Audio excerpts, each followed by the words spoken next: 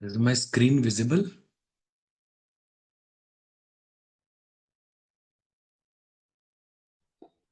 Yes, your screen is visible.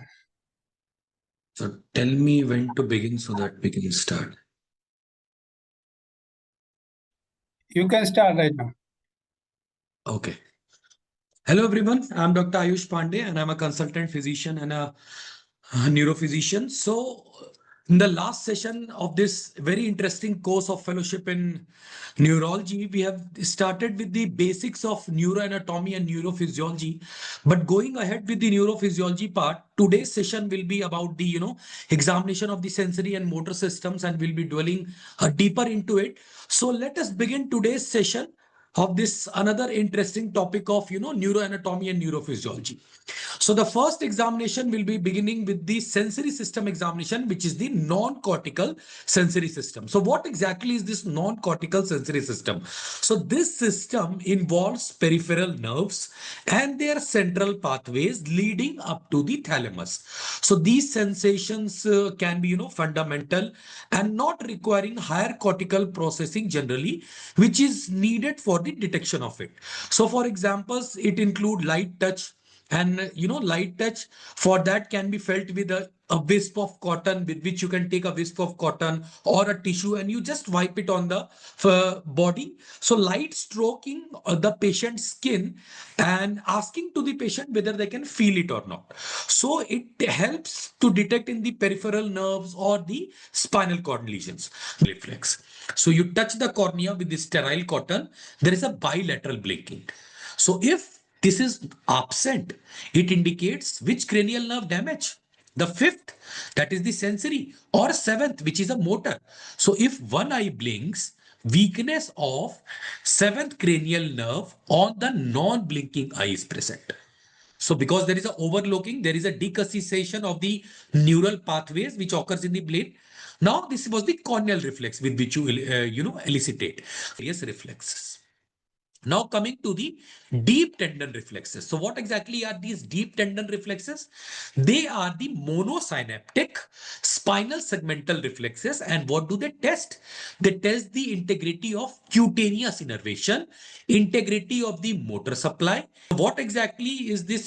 These are the various, and you also have a reflex grading system which is there. So what exactly is this? So if you get a score of 0, it is absent. Till 5 is the sustained clonus. So 1 is hypoactive, present with reinforcement. 3 is brisk with or without evidence of spread to the neighboring roots. 4 is associated with few beats of unsustained clonus. And 5 is sustained clonus. So in every 40 seconds. So incidence, if we talk about per 1 lakh population, in India it is 105, too much big number. But again, US leads the India, it is 158. China second, 140, India is third. So treatment, of course, you will do with thrombolysis, recombinant tissue plasminogen activator. This is just, we are discussing the few of the important topics which is there. So early importance of the treatment or the earlier you detect, the earlier you treat, the better functional outcome is there. So if you look at this graph, what exactly is this? So x-axis indicates time from the stroke onset to the treatment, and y-axis indicates the odds ratios. First favorable has to be performed to be dealt at a right time. Non-convulsive status epilepticus, if we talk about, so it is a prolonged seizure state without obvious convulsion. So the patients may appear with coma, confusion, altered mental status. Clinical, so longer seizure, worse outcome, yes. Patient may be comatose. This will be, yes. So this point of care testing, so these are the various, neurological condition. We'll be dealing in the, a lot of these neurological conditions in the further sessions also, when we'll be covering each of the further topics one by one.